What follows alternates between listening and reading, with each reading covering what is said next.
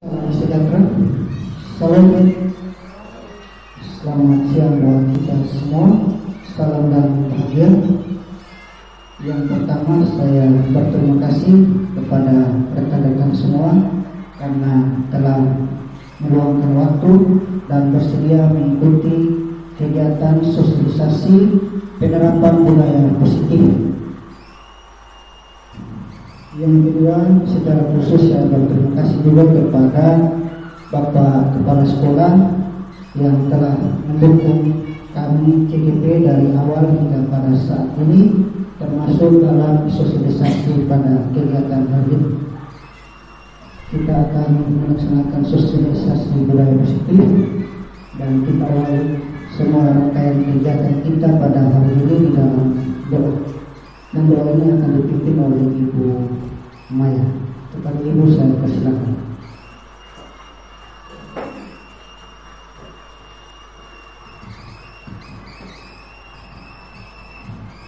Baik, mari kita berdoa. Bapa di surga, kami mengucap syukur kepada-Mu Tuhan, Engkau begitu baik buat hidup kami, di mana Tuhan Yesus sudah menjaga melindungi kami di tempat ini Tuhan. Bapa di surga, pada saat ini Tuhan, kami akan berkumpul di tempat ini Tuhan. Kami akan mengikuti kegiatan sosialisasi penerapan budaya positif yang dilaksanakan oleh para calon guru kita. Kiranya Engkau memberkati kegiatan ini Tuhan, dan apa yang disampaikan, materi-materi yang disampaikan Tuhan, boleh kami menjalankan dalam setiap pendidikan di SDDON ini Tuhan. Ini doa kami yang singkat Tuhan, dan kami buka kegiatan ini hanya di dalam nama-Mu kami berdoa.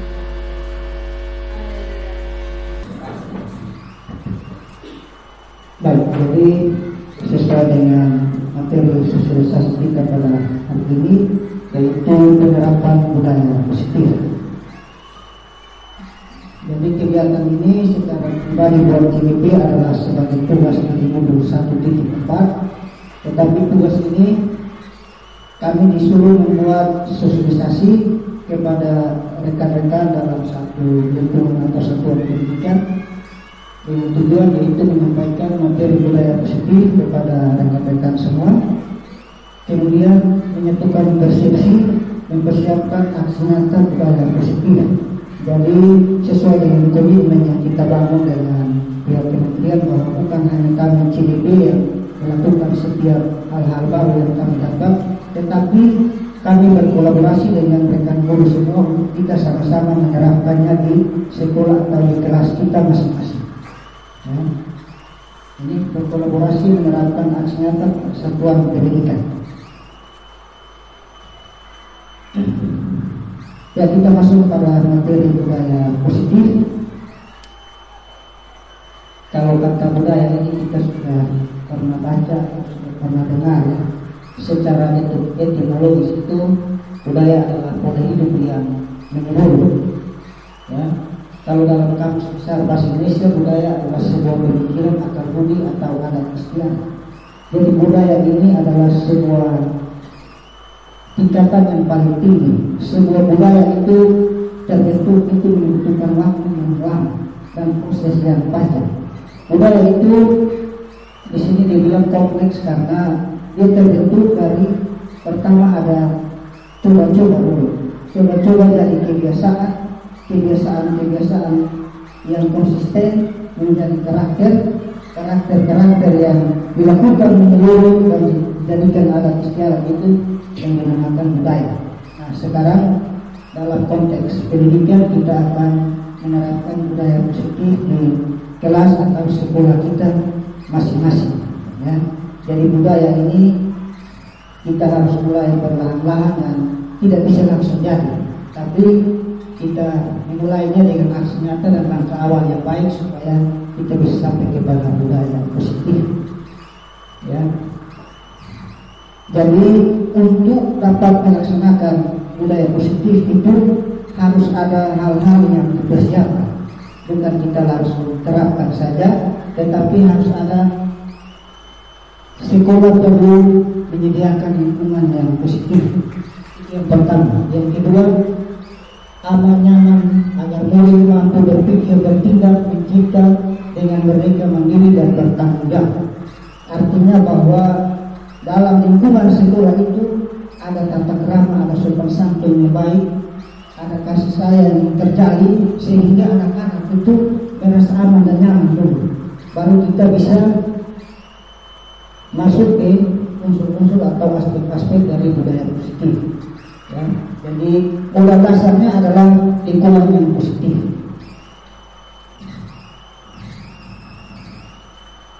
Yang ini saya coba ini. Jadi budaya positif ini kalau sebuah rumah ini adalah fondasi. Budaya positif ini kalau kita terapkan dan kita memiliki budaya positif, maka visi sekolah, program sekolah yang kita hendak capai akan lebih cepat dan lebih mudah tercapai. Ya. Kalau anak-anak sudah disiplin, saling menghargai, sopan santun, maka kita mau di program sekolah misalnya bilang mau meningkatkan atau menciptakan anak yang unggul dan terampil. Mau sampai di situ agak susah kalau budaya positif di sekolah itu tidak mendukung atau kebiasaan di sekolah itu tidak mengarah ke program itu.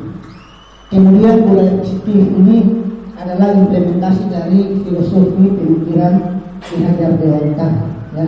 Saat ini pendidikan kita sudah keren dengan Merdeka Belajar, tetapi Merdeka Belajar itu diambil dari filosofi juga, filosofi dari Ki Hajar Dewantara. Jadi kita coba melihat sedikit dari filosofi Ki Hajar Dewantara yang dipakai dalam Merdeka Belajar atau ada hubungannya dengan budaya positif. Jadi menurut Ki Hajar Dewantara ada dua istilah, ada pengajaran dan pendidikan. Kalau pengajaran itu adalah proses pendidikan dalam memberi ilmu atau berfaedah untuk kecakapan hidup anak secara lahir dan batin. Artinya bahwa proses pengajaran itu tidak hanya menyentuh aspek fisik tetapi batin. Ya, kalau dalam itu ranah penilaian itu ada aspek kognitif, afektif dan psikomotorik. Semua itu harus jalan seimbang. Itu maksud pengajaran dalam filosofi Ki Hajar Dewantara. Yang berikut, kalau pendidikan menurut Ki Hajar Dewantara adalah ini: memberi tuntunan kepada segala kekuatan kodrat yang dimiliki anak agar ia mencapai keselamatan dan kebahagiaan yang setinggi-tingginya, baik sebagai seorang manusia maupun sebagai anggota masyarakat. Ya, jadi mengantarkan anak-anak untuk mencapai keselamatan dan kebahagiaan. Ini filosofi Ki Hajar 80 tahun yang lalu. Tahun ini juga saya ketika membaca kembali saya rasa masih lebih sesuai. Dulu waktu kita kecil pasti kita bercita-cita sekolah itu supaya mau jadi polisi, tentara dan sebagainya. Tetapi sekarang kita kembali ke babak pendidikan bahwa selamat dan bahagia. Pendidikan itu selamat dan bahagia. Mau jadi youtuber, mau jadi petani itu, kalau ada keselamatan dan kebahagiaan dalam jiwa dan raganya, maka sesungguhnya tujuan pendidikan itu telah tercapai. Ya, jadi sedikit dari filosofi Ki Hajar Dewantara ada kaitannya dengan budaya positif. Yang untuk melaksanakan pembelajaran mencapai kodrat itu perlu budaya-budaya yang baik. Kita lanjut. Nah, ini adalah budaya positif, posisinya di tengah, dan ini adalah aspek-aspek yang perlu diperhatikan dalam menerapkan budaya positif. Pertama adalah kita harus merubah untuk menerapkan budaya positif. Kita beralih dari teori stimulus respon ke teori kontrol dulu. Teori stimulus respon itu kalau dulu bilang gambar ayam, semua harus gambar ayam. Yang suka gambar bebek juga tidak boleh, harus gambar ayam. Atau dulu bilang angkat meja, semua angkat meja. Ya, itu contoh sederhana dari stimulus respon yang kita pakai saat ini. Nanti sebentar lebih jelasnya di dalam. Kemudian kita harus merubah konsep pemahaman kita tentang disiplin dan motivasi. Disiplin itu berhubungan dengan motivasi. Kemudian kita harus memahami juga motivasi perilaku manusia. Yang berikut dalam budaya positif yang kita terapkan dalam waktu dekat ini atau besok dan seterusnya adalah kita harus membuat keyakinan kelas. Nah, dalam pembuatan keyakinan kelas setelah jadi pasti kita akan beraktivitas seperti biasa. Namanya anak-anak pasti mereka akan membuat kesalahan. Nah, kesalahan itu kita atasi dengan segitiga restitusi. Dalam dialog itu kita bisa menemukan kesalahan-kesalahan yang dibuat dengan alasannya. Kita harus memahami pemenuhan kebutuhan dasar. Karena dibuat sesuatu pasti tujuannya untuk memenuhi kebutuhan dasar. Dan ini harus kita pahami supaya dalam penerapan budaya positif ada kesalahan dan kelalaian yang dilakukan anak-anak, kita bisa ketika proses restitusi kita bisa tahu. Kemudian 5 posisi kontrol, ya. Jadi kita akan mempelajari 5 posisi kontrol dan kita guru harus menjadi posisi kontrol yang mana. Kemudian proses segitiga restitusi ini adalah proses yang memiliki tahapan.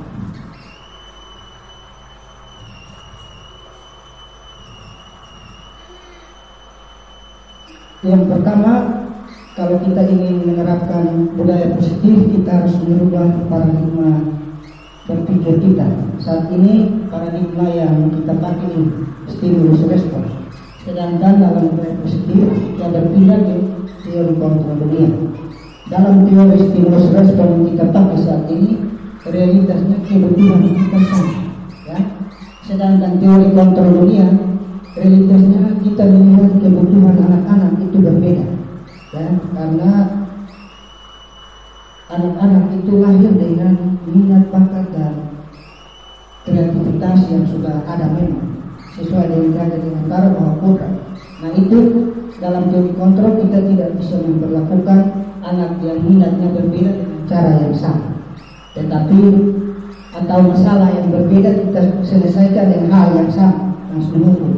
Itu tidak boleh. Jadi dalam teori kontrol kita melihat kebutuhan itu berbeda-beda. Kemudian yang kedua, semua orang melihat hal yang sama, ya. Kalau kita teori kontrolnya setiap orang memiliki gambaran yang berbeda, ya, artinya kita tidak ada pemaksaan untuk anak-anak harus bisa melakukan hal yang sama, melihat hal yang sama dari sudut pandang yang berbeda. Jadi kalau ini LCD ini di tangan seorang pebisnis, dia melihat bahwa ini bisa disilakan ini. Tapi kalau di orang yang sosialis, sosiolog, berarti dia ini kita bisa pakai bantu ketika ada orang butuh. Jadi kita memulai dengan pemahaman bahwa setiap orang itu memiliki gambaran yang berbeda. Kita melihat dunia ini dengan cara yang berbeda, tidak sama.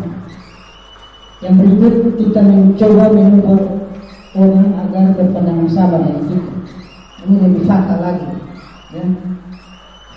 Pandangan kita belum tentu sama dengan pandangan orang lain. Dan dalam pembelajaran dan budaya positif di sekolah, kita tidak bisa memaksakan anak-anak untuk mengikuti apa yang kita anggap benar. Yang berikut, perilaku buruk dilihat dari suatu kesalahan. Kalau di teori kontrol ini semua perilaku memiliki tujuan. Artinya bahwa dalam proses budaya positif di sekolah, anak-anak melakukan kesalahan itu adalah hal biasa. Itu karena mereka belum terlalu memahami cara terbaik untuk memenuhi kebutuhan mereka. Ya, kalau kita sudah tahu kebutuhan akan cinta kasih sayang, cara terbaiknya seperti apa, maka pasti kita akan melakukan. Anak-anak belum tahu, jadi mereka sedikit-sedikit lampu. Anak-anak yang seperti itu, dia butuh perhatian dan dia butuh kasih sayang. Contohnya seperti itu. Kemudian orang lain bisa mengontrol saya. Ini kalau sekolah-sekolah zaman dulu, anak-anak itu dikontrol secara ketat. Ya, guru bilang A, semua itu tidak ada kreativitas di situ, tidak ada inovasi di situ. Kalau di sini kita hanya bisa mengontrol diri kita. Diri kita, hanya kita yang bisa mengontrol. Kemudian pemaksaan ada pada saat bentukan yang gagal, ya. Kalau anak-anak nakal, berarti kita sudah main kekerasan. Nah, itu dulu, itu teori stimulus respon. Kalau yang sekarang kolaborasi dan konsensus menciptakan pilihan-pilihan baru. Ya, jadi ketika mereka berbuat salah, kita duduk bersama dalam proses restitusi, kita kasih jalan keluar dan anak-anak bisa memilih, kesalahan ini harus diperbaiki dengan cara apa, bukan ditebus tapi diperbaiki. Ya. Kemudian model berpikir menangkal, model berpikir menang-menang. Dan anak yang salah berarti dia kalah. Anak yang peringkatnya di bawah berarti dia kalah. Dia merasa kalah. Yang peringkat satu yang menang. Saat ini tidak begitu. Model berpikir menang-menang.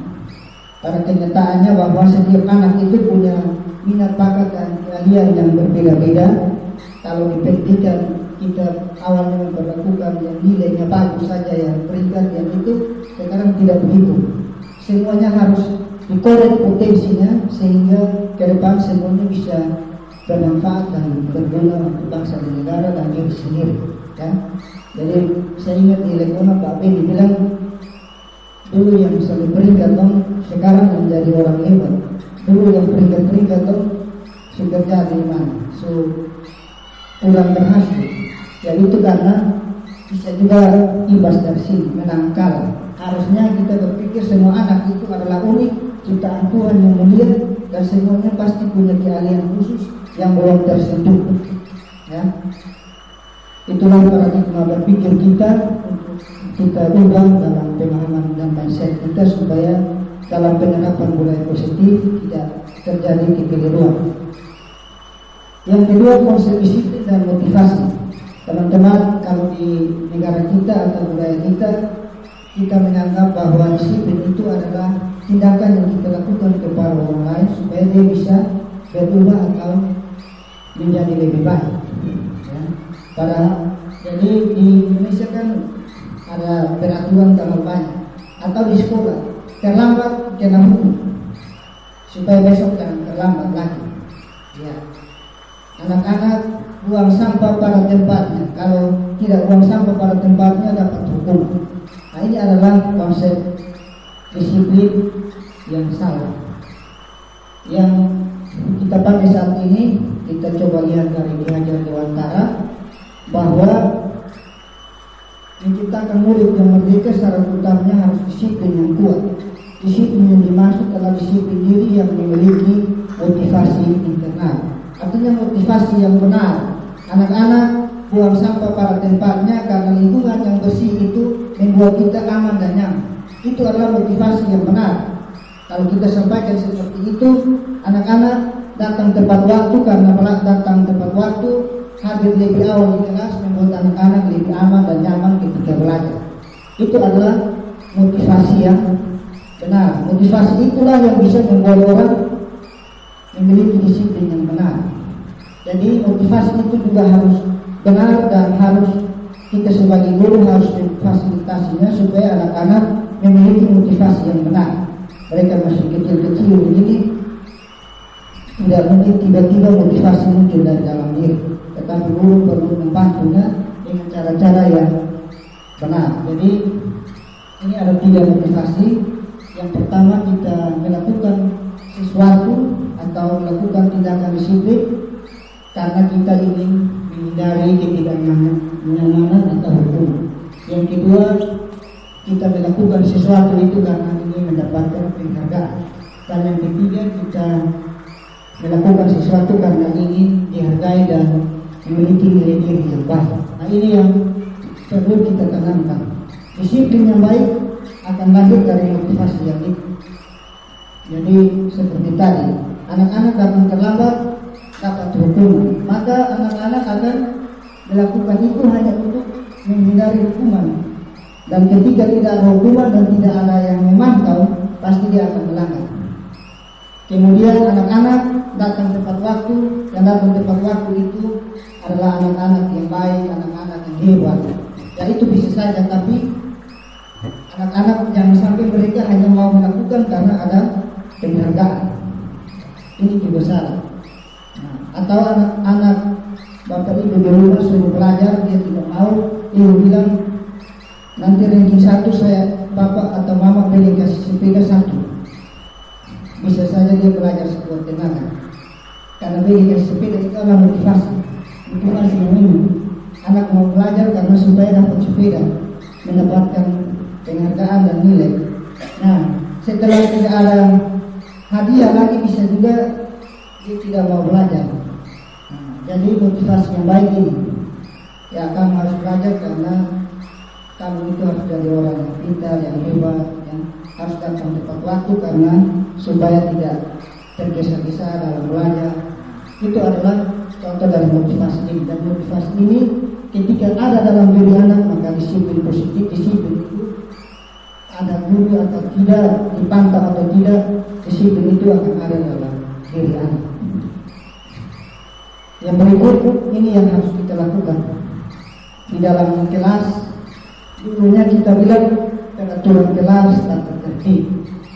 Kenapa harus sekarang sebagai keyakinan? Apa yang membedakan peraturan dan keyakinan dan tata tertib? Ya, kalau tata tertib dan peraturan itu jelas, kalau salah pasti dapat sanksi. Ya, kalau salah pasti itu motivasinya dari luar. Karena dapat sanksi berarti dia akan berusaha menghindari. Tetapi kalau kata keyakinan ini menurut ahlinya dosen, dia bilang dia akan memotivasi dan kalau ya, kita meyakini nilai-nilai kebaikan, maka itu akan menjadi motivasi yang baik.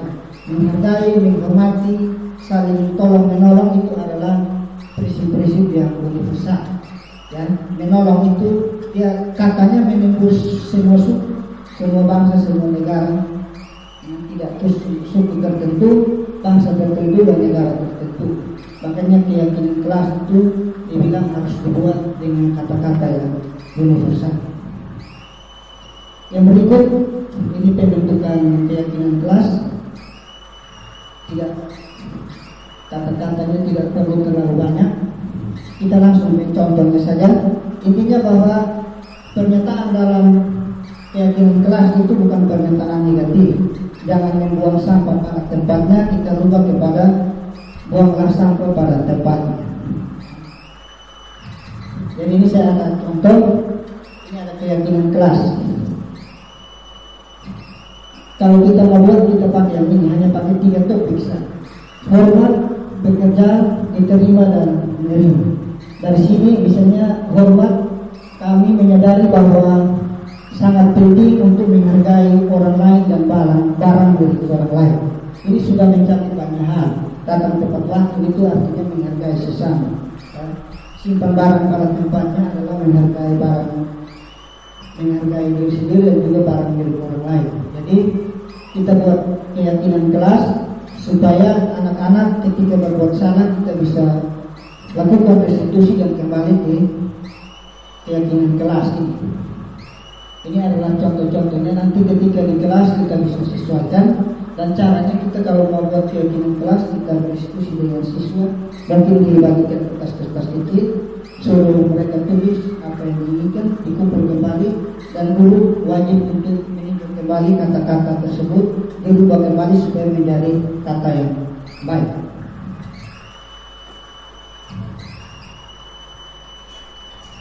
Ya, ini yang keempat.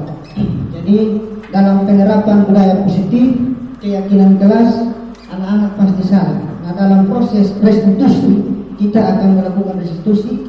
Ada pertanyaan di situ. Tujuan apa mereka melakukan kesalahan? Nah, supaya kita bisa memahami lebih jelas dan bisa menangani kesalahan itu dengan jelas, bahwa setiap hal yang dilakukan itu adalah memenuhi kebutuhan ini.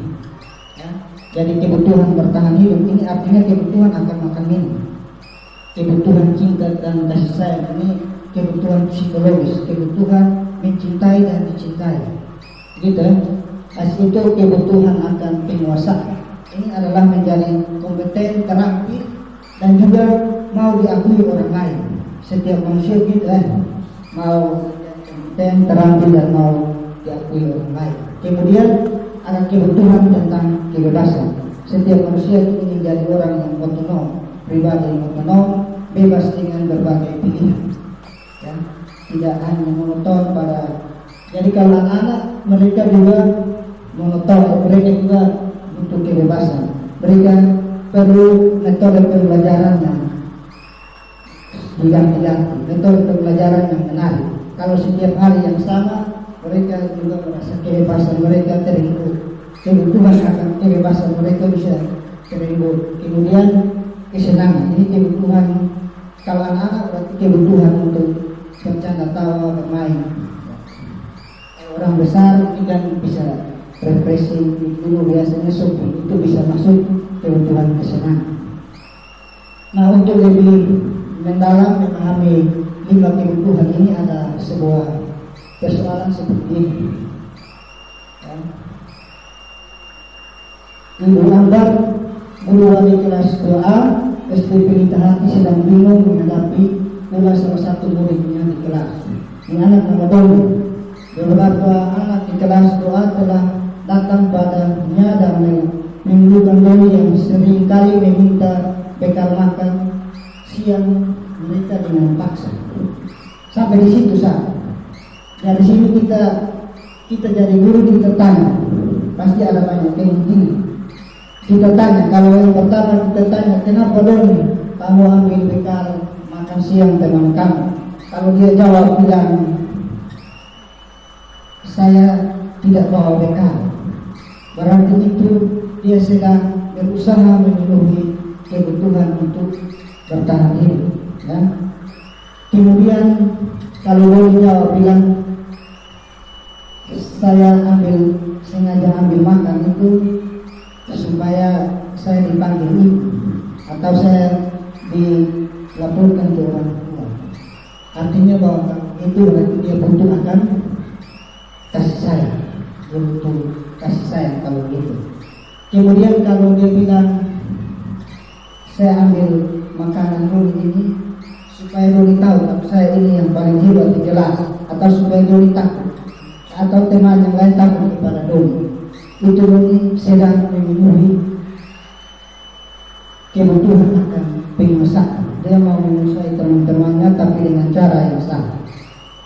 Kemudian kalau Doni bilang saya ambil teman-teman punya lauk itu makan siang itu karena saya punya tiap hari hanya telur saja, itu berarti Doni sedang memenuhi kebutuhan kebebasan. Dia juga tidak ingin makan telur tiap hari. Hanya manusia pasti dia butuh kebebasan, termasuk bebas makan sesuai. Nah, yang terakhir kalau Doni bilang saya ambil makan seizin, saya hanya mau lihat ekspresi wajah teman-teman saya. Nah, itu berarti Doni sedang berupaya untuk memenuhi kebutuhan akan kesenangan. Yang senang lihat kawan, sedih karena dia ambil teman-teman punya makanan. Oke ya, jadi itu adalah contoh kasus yang bisa itu. Jadi ketika penerapan budaya positif, anak-anak pasti melakukan kesenangan, tetapi tujuannya hanya minima saja. Kalau kita lihat, kalau dia butuh kasih sayang, berarti kita kasih perhatian. Kalau dia butuh pengusaha, maka kita kasih penjelasan yang benar supaya cara untuk diakui itu seperti apa, dia punya prestasi atau seperti apa. Ya, ini yang terakhir. Baru yang ini masih 2 lagi 1. Ini posisi kontrol. Jadi dalam budaya positif, pemberlakuan disiplin pasti anak-anak melakukan kesalahan. Ada 5 posisi kontrol. Ya, penghukum. Kalau penghukum itu kenapa cabut rumput atau karena ini apa kata-kata secara verbal, itu orang yang penghukum. Terus membuat orang merasa bersalah. Kita mengeluarkan kata-kata yang membuat anak-anak merasa bersalah. Kemudian menjadi teman, ini juga baik. Tapi anak-anak bisa saja terus menerapkan itu ada di sampingnya, tidak ada masalah. Monitor atau pemantau. Ini kita mengawasi setiap kesalahan kita catat dan nanti baru kita sampaikan. Ini juga kurang bagus. Yang paling bagus dalam kita menerapkan disiplin budaya positif adalah menjadi manajer. Manajer yang baik itu karena dia sudah pernah menjadi teman dan monitor yang baik. Jadi manajer yang baik ini dia bersama-sama dengan murid, dia memfasilitasi murid untuk memikirkan jalan keluar dari persoalan. Jadi manajer ini tujuannya atau tugasnya adalah anak berbuat salah, bantu dia supaya dia keluar dari itu persoalan dengan cara yang benar.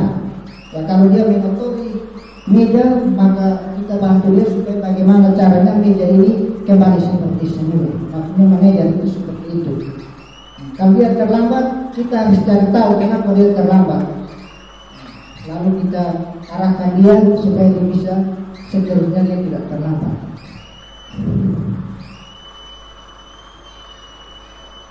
Nah, ini ada sebuah contoh begini, di mana ada seorang murid yang melanggar suatu peraturan. Nah, ini dia datang terlambat ini. Nah, ini kalau orang yang mau jadi penghukum seperti ini, contohnya begini, dia pakai suara tinggi, mata melotot, lalu menunjuk-nunjuk menghina, itu penghukum. Tapi cara ini akibatnya ada, kita lihat akibatnya. Murid akan menjadi anak yang pendendam dan bersifat. Kita melakukan tindakan sebagai penghukum, artinya kita menciptakan dendam antara kita dengan murid. Dan saat ini, ya saya secara pribadi juga sering menjadi penghukum dalam posisi kontrol penghukum. Kemudian kalau kita membuat orang merasa bersalah, ini juga bahaya. Ini kita langsung lihat di akibatnya. Ini anak akan merasa bersalah seumur hidup dan dia bisa saja menjadi anak yang cepat depresi. Kalau anak yang sudah dewasa bisa dia bunuh diri karena perilaku dari guru dalam posisi kontrol pembuat bersalah. Nah, ini juga tidak boleh. Nah, ini teman juga dia punya akibat. Dia positif bisa, tapi akibatnya adalah anak akan mengharapkan kehadiran guru. Ada masalah harus butuh orang lain. Kemudian pemantau, ini dia hanya pemantau, ini juga tidak bagus. Yang paling bagus ini manajer ya. Ini tahapan manajer, ini institusinya seperti itu. Adi, apakah kamu mengetahui jam berapa dimulai pelajaran juga? Jam 7 Pak. Ya, jadi kamu terlambat. Kira-kira bagaimana kamu dan memperbaiki masalah ini? Lalu Adi bilang saya bisa menanyakan untuk mengerjakan tugas yang tertinggal. Dan ini tahapan yang kalau kita menjadi manajer. Nah, ini supaya teman-teman bisa ada sedikit berpikir kecil, ada kasus ini. Jadi bisa ada kertas itu, bisa langsung ditulis saja di situ. Saya bacakan kasusnya. Dari kasus ini teman-teman bisa lihat di sini ada pertanyaan, posisi kontrol apa yang diambil oleh Ibu Dani dalam pendekatannya kepada Fajar, supaya kita bisa lebih memperdalam bagaimana kita tentang posisi kontrol. Kemudian kebutuhan apa yang diperlukan oleh Ibu Fajar. Nah, saya bacakan persoalannya. Ibu Dani sedang menjelaskan pelajaran bahasa Inggris di papan tulis. Namun beliau memperhatikan bahwa Fajar malah tidur-tiduran dan tampak acuh tak acuh pada pelajarannya. Fajar coba jawab pertanyaan nomor 3. Maju ke depan dan dikerjakan di papan tulis. Fajar pun tampak malas-malasan, maju ke depan dan sesampainya di depan papan tulis pun Fajar hanya diam terpaku sambil memegang buku bahasa Inggrisnya dan memainkan spidol di tangannya. Ayo Fajar, makanya jangan tidur-tiduran. Lain kali perhatikan suasana. Lain kali perhatikan suasana dulu kembali. Kira-kira siapa yang bisa? Fajar pun kembali dulu di bangkunya. Hal seperti ini sudah sering kali terjadi pada Fajar. Sepertinya tidak memperhatikan, acuh tak acuh, dan nilainya pun tidak terlalu bagus untuk pelajaran bahasa Inggris. Pada saat ditegur Ibu Dani, Fajar hanya menjawab, "Gak tahu Bu." Ibu Dani pun menjawab, "Gimana sih Fajar, kamu gak kasihan sama ibu ya? Ibu sudah capek-capek mengajarkan kamu. Gak kasihan sama ibu." Dan Fajar pun diam membisu. Ya.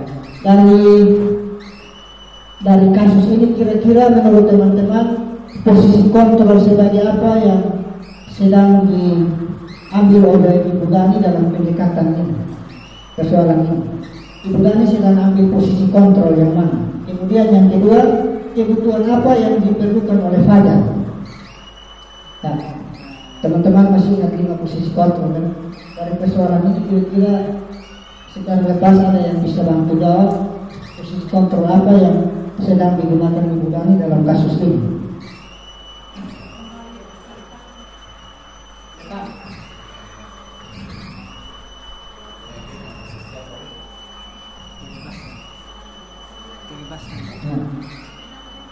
Ibu Dani menggunakan posisi kontrol yang mana dalam persoalan tadi? Ada yang bisa bantu jawab? Nah, ini persoalan, kita kembali ke persoalan tadi. Dan persoalan ini Ibu Dani pakai posisi kontrol yang mana, terus kebutuhan apa yang dibutuhkan oleh Fajar? Ada yang bisa bantu jawab? Ibu lihat ini kasih sedikit pendapat ya. Oh ya, lihat kembali.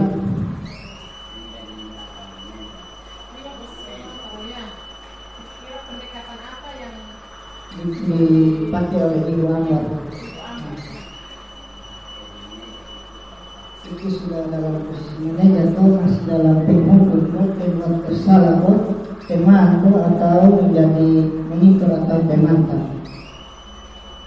Salah satunya apa bisa lebih dari? Salah satu bisa lebih juga tidak apa. Kalau yang seperti tadi Anwar tadi dia tanya, penghukum juga bisa lebih dari itu. Ya, membuat orang merasa bersalah. Iya. Suara lembut, ya. Yang suara lembut ya. Terima kasih Ibu. Terus teman yang lain mungkin kalau kebutuhan Fajar apa?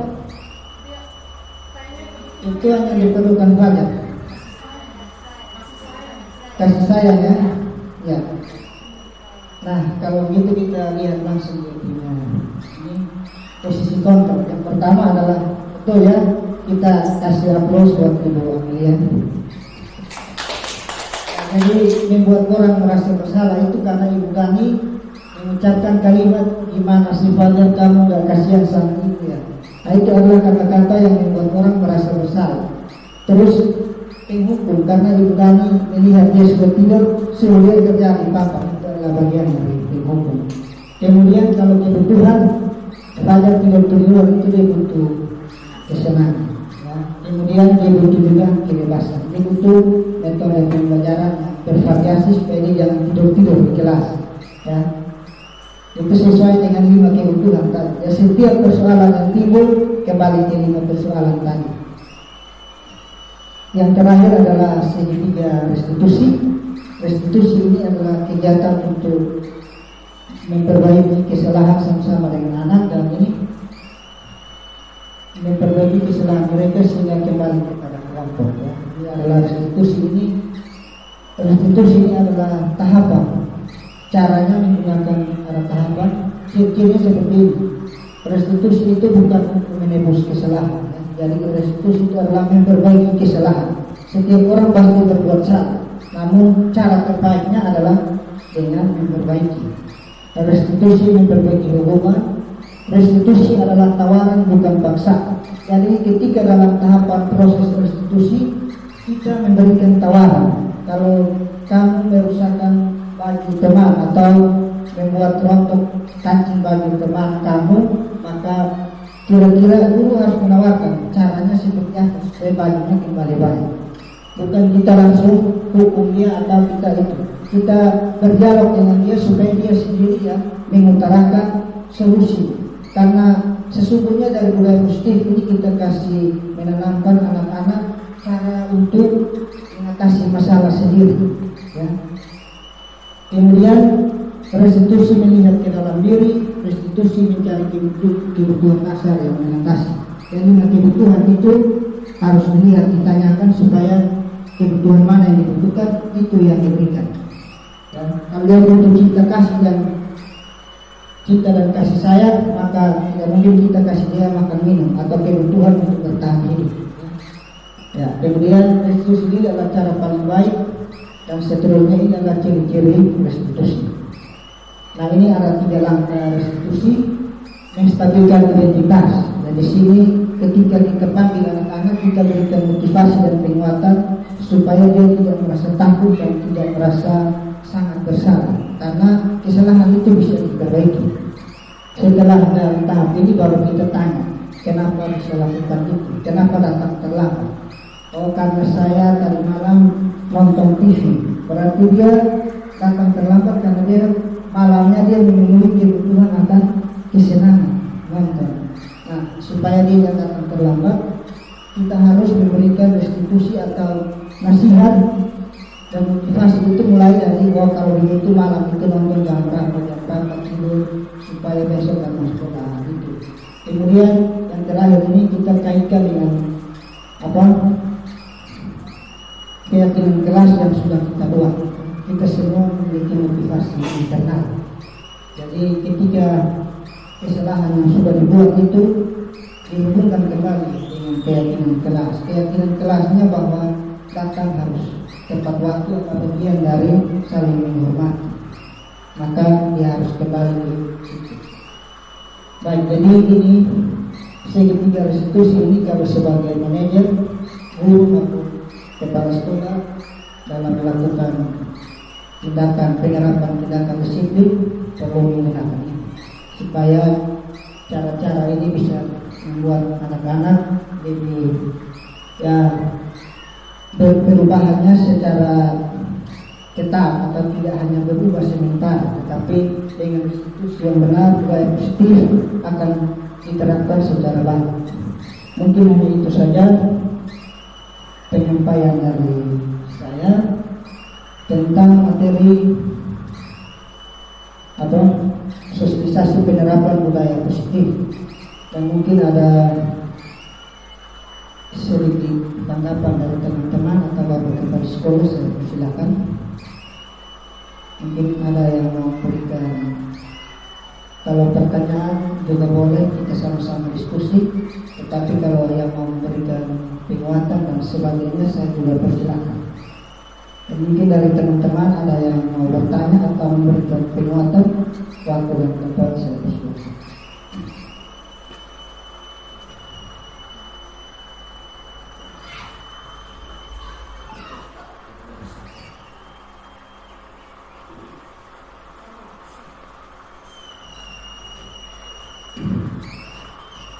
Baik teman-teman, di mana kita mengikuti sosialisasi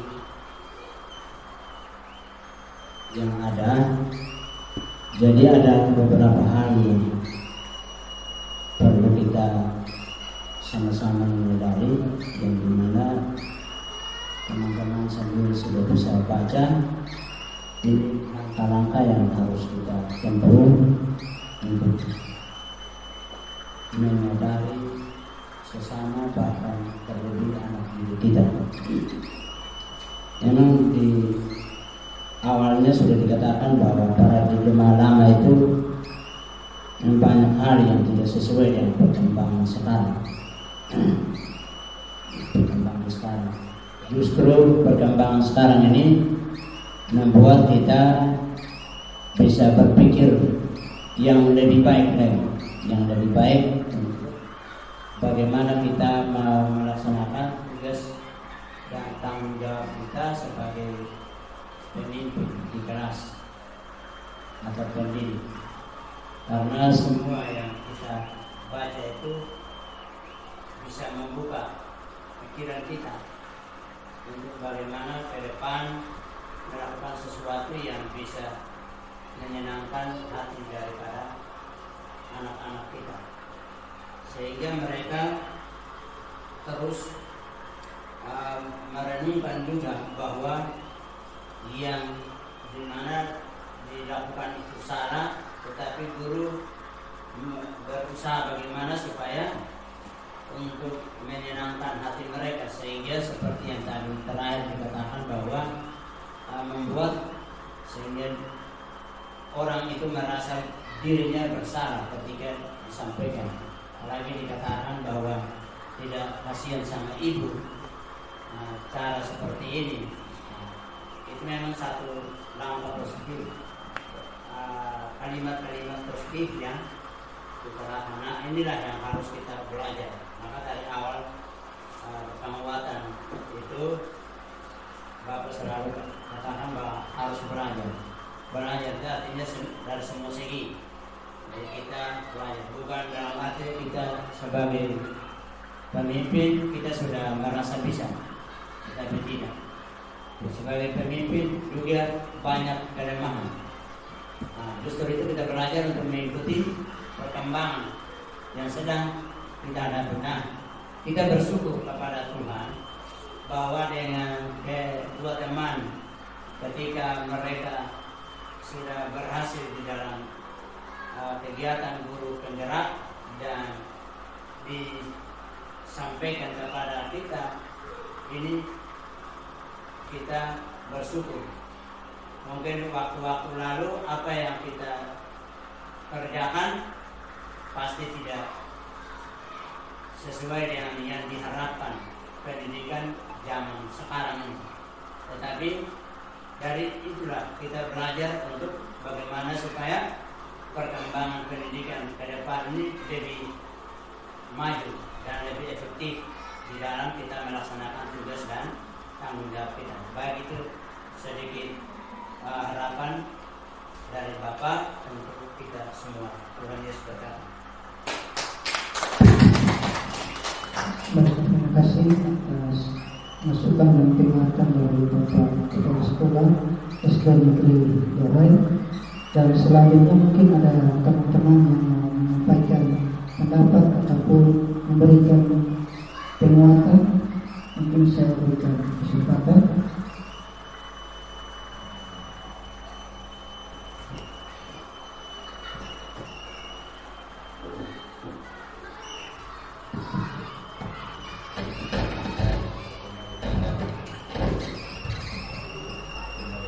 Berikan kepada saya ada beberapa hal yang saya peroleh dari penyampaian materi teman-teman calon guru penggerak yang berkaitan dengan budaya positif yang harus diterapkan di sekolah.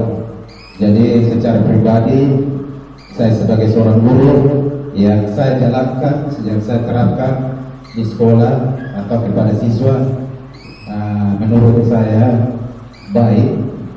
Tetapi setelah mengikuti sosialisasi budaya positif oleh teman-teman, ternyata ini ya saya pada posisi terendah. Oleh karena itu materi hari ini sangat bermanfaat dan masukan positif untuk saya sebagai guru untuk melakukan yang lebih baik lagi bagi anak-anak didik di kelas.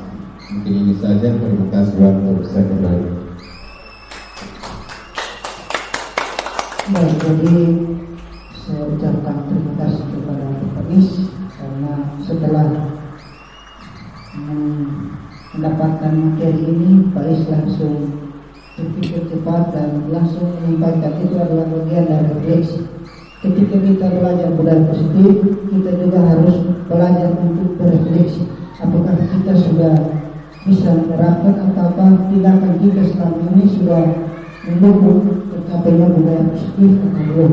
Dan itu adalah salah satu refleksi dari Paris, dan kita semua perlu melakukan refleksi diri masing-masing untuk mengetahui apakah kita sudah ada di posisi mana dalam penerapan budaya positif.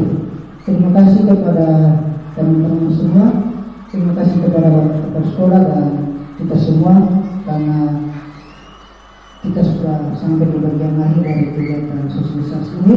Kalau ada kata yang salah saya mohon dimaafkan, dan kalau ada yang tidak berkenan jangan dibawa keluar, cukup di dalam sini. Terima kasih, Tuhan memberkati kita semua. Selamat siang.